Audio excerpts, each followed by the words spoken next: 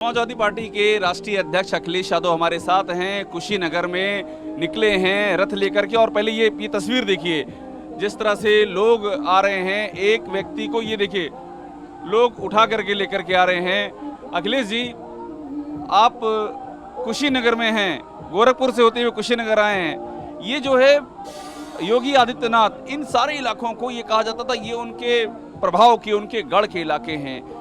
तो ये आप जो यहाँ पर आए, इसका मैसेज क्या है? उत्तर प्रदेश की जनता बदलाव चाहती है और जो जन समर्थन गोरखपुर से कुशीनगर आज दिखाई दे रहा है, भारतीय जनता पार्टी का सफाया होना निश्चित है। जनता के बीच में भारतीय जनता पार्टी ने बड़े बड़े वादे किए, किसान की आय दोगुनी होगी, नौकरी मिलेगी, रोजगार मिलेंगे, व्यापार बढ़ेगा। लेकिन आज जब 4.5 साल बाद जनता देखती है तो जनता को धोखा मिला है। जनता के साथ, उनके भावुक जनता के साथ खिलवाड़ किए भारतीय जनता पार्टी ने।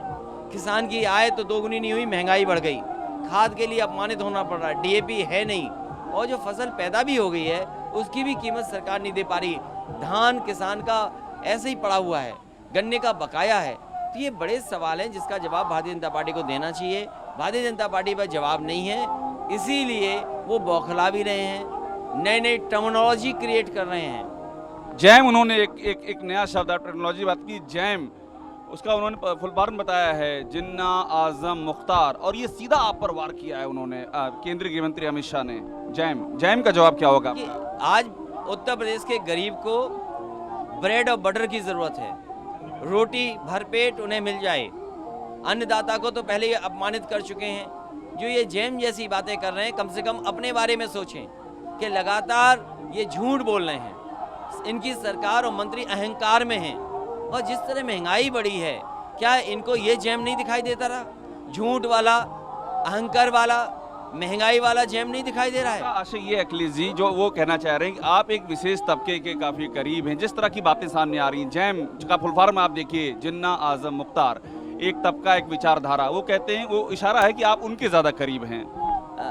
समाजवादी सरकार ने पूर्वांचल एक्सप्रेस दी और आज 4.5 साल के बाद भी पूरा नहीं कर पाए, आधा अधूरा प्रधानमंत्री से उद्घाटन कर रहे हैं। इससे बड़े दुर्भाग्य की क्या बात है? और जो लोग जैम की परिभाषा दे रहे हैं, हम तीनों से कहेंगे अपने जीवन में समाजवादी एक्सप्रेसवे से अच्छा एक्सप्रेसवे कहीं उन्होंने बनाया हो तो बता दें हमें। हम भी देखा है उनके एक्सप्रेसवे को, कम से कम नकल करके तो अच्छा बनाते। और फिर हमसे 4.5 साल पीछे जो काम समाजवादी लोग करके छोड़ चुके, उसी काम को कर रहे हैं। तो सोचो आज पिछड़ा कौन है? विकास में पिछड़े हैं भारतीय जनता पार्टी के लोग। और तीनों बताएं कि उन्होंने इससे बेहतर काम देश में किस जगह किया है? कम से कम हम लोग भी दिखाएं और हमारे पत्रकार साथी भी दिखाएं। और उस एक्सप्रेसवे पर आपकी तो रफ्तार रोकने की कोशिश है। 16 तारीख को आपकी परमिशन कैंसिल कर दी गई, आपको आना था गाजीपुर से आजमगढ़, उसी पूर्वांचल एक्सप्रेसवे पर। जो पूर्वांचल एक्सप्रेसवे पूर्वांचल की जनता के लिए, खुशहाली के लिए सड़क बनी, जो शहरों और गाँव को जोड़ती, ये कितना भी रोक लें, लेकिन जनता जानती है कि किस सरकार की देन है। समाजवादियों ने ये एक्सप्रेसवे दिया है, और न केवल शहर जोड़े, गांव की अर्थव्यवस्था कैसे बेहतर हो उसके लिए बनाया है। आपने पूर्वांचल एक्सप्रेसवे में एक बात कही, आपने कहा कि आपका जो प्लान था, जो टेंडर आपने दिए तो सब चेंज कर दिए गए। आप क्या करप्शन की बात कर रहे हैं? मैं क्लियर अगर आपसे दो टूक पूछूं, आपका इल्जाम क्या है? आप ये कह रहे हैं कि भ्रष्टाचार हुआ है, अगर हुआ है तो कौन जिम्मेदार जवाबदेह है उसका? देखिए, एक्सप्रेसवे बनाने के लिए मानक हैं, और इंडियन रोड कांग्रेस ने एक स्टैंडर्ड तय किए हैं कि सड़क का मीडियन कितना होना चाहिए, राइडिंग क्वालिटी क्या होनी चाहिए, वे साइड एमिनिटीज़ कैसे होंगी, उस पर जो पेंट होना है वो कैसे होगा। इन सब मानकों से खिलवाड़ की है। इन मानकों से खिलवाड़ करने का मतलब है जो लोग चलेंगे उनकी सेफ्टी से खिलवाड़ किए हैं। और जहाँ तक सवाल गुणवत्ता का है, अगर राइडिंग क्वालिटी नहीं है, अगर आप जाएं उस पर, तो हो सकता है आपके कमर में दर्द हो जाए, पेट में दर्द हो जाए। आधा अधूरा बना हुआ है। आप चले भी हैं उस पर? जो उन्होंने कहा कि एक्सप्रेसवे के किनारे सिलिकॉन शीट्स लगी हैं, मैं जानना चाहता हूं पूरे कहां पर लगी हुई हैं वो सिलिकॉन शीट्स?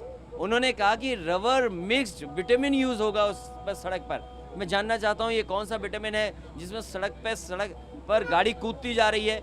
अगर आपने रबर मिक्स्ड विटामिन यूज किया होता तो राइडिंग क्वालिटी बेहतर होती, सड़क के किनारे अगर आपने सिलिकॉन शीट लगाई होती तो कम से कम दिखाई देती कि हाँ, बरसात में पानी से ये सड़क नहीं ढहेगी। आप जानते हैं बरसात में पूरी की पूरी कई जगह सड़क ढह गई थी। तो आखिरकार आपने क्वालिटी से कंप्रोमाइज़ किया। और जो देश की सबसे अच्छी कंपनियां हैं, एफकॉन्स है, उसको काम क्यों छीना आपने?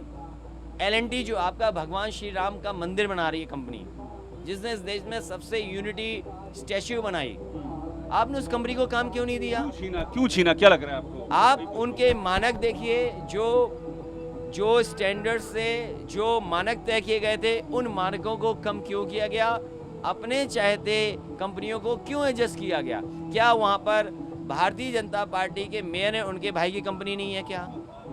क्या भारतीय मेयर के भाई की कंपनी है? भारतीय जनता पार्टी के मेयर के भाई की कंपनी वहाँ काम कर रही है। हालांकि हमारे एक्सप्रेस में भी काम किया, लेकिन यहाँ ज़्यादा कर रहे हैं काम।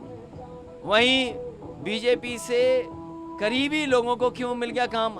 सवाल ये है कि मानक से खिलवाड़, उसकी सेफ्टी से खिलवाड़ क्यों की गई है? तो आपकी सरकार आएगी, आप इसकी जांच भी करेंगे क्या अखिलेश जी, अगर गंभीर आरोप है आपने? सरकार लाई है, उसके बाद तय करेगी सरकार क्या करेगी। जांच लेकिन जनता को ये जानना चाहिए कि किस तरीके से मानक का खिलवाड़ हुई है, किस तरीके से ये दूसरों का प्रचार कर रहे थे। ये महंगी सड़क है, आज बताओ महंगी सड़क बनाई कि सड़क को बर्बाद कर दिया इन्होंने।